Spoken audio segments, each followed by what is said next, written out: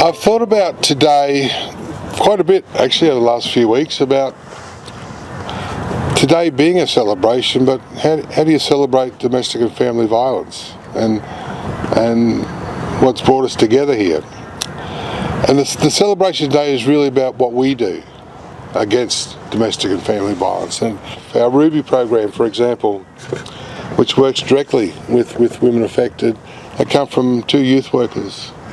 Said, what can we do in this space? How can we use our resources? How can we use our wonderful partnership with the QPS and what we've got to do our bit? And that's where Ruby was born, so rise up, be yourself. Our education piece around our book, I Expect Respect, which gets delivered to all of our Fun Squad kids and all our kids that we see each and every day. That comes from Bev, one of our general manager of Fun Squad. And our latest partnership with Red Rose Foundation, that comes from one of our staff. I think Amy was involved in that, and some of our youth workers saying, this is something we can do, this is something that can showcase, this is something that can show PCYC together with the Red Bench and the Red Rose Foundation to say, this is a safe space. You come into a PCYC, you see the bench, you know this is a safe space, and it starts a conversation. And all good problems are solved by the start of conversations. 12 months. 183. That's the number of lives that have been lost to domestic and family violence in the last 10 years. 175,000. That's the number of calls for service QPS have attended in the last financial year that relates to domestic and family violence. Every single one of those numbers is a victim, someone who needs support, someone who's been impacted by domestic and family violence. Domestic and family violence, for us, we just can't police our way out of it. It's a whole of community response. And I think that today highlights the necessity for partnerships and working with and across government and non-government and community to work with and deal with domestic and family violence.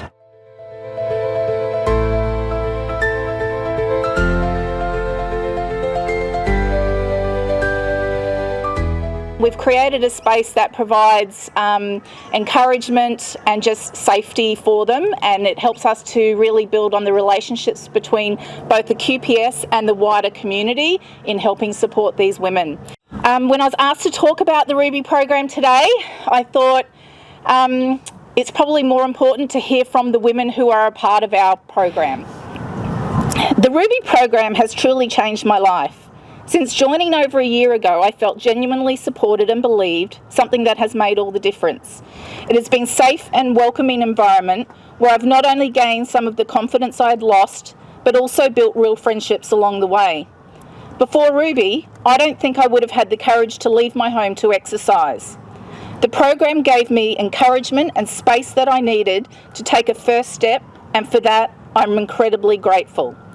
I feel so fortunate to have found Ruby, and I sincerely value being a part of this wonderful community. Thank you for everything.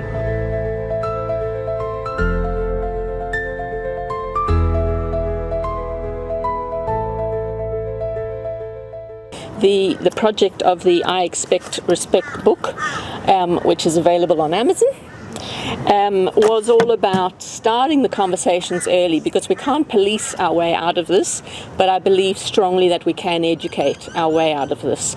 And it starts with very, very early conversations, with developing up a mindset that respect is what everybody deserves.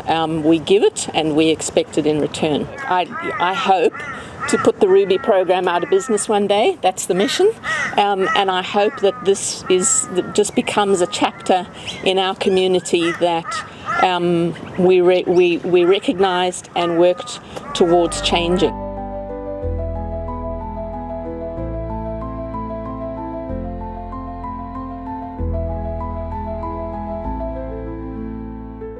I want to thank you on behalf of the City of Brisbane for the work that you've done here, each individual, and just to even hear the stories of how everyone has come together.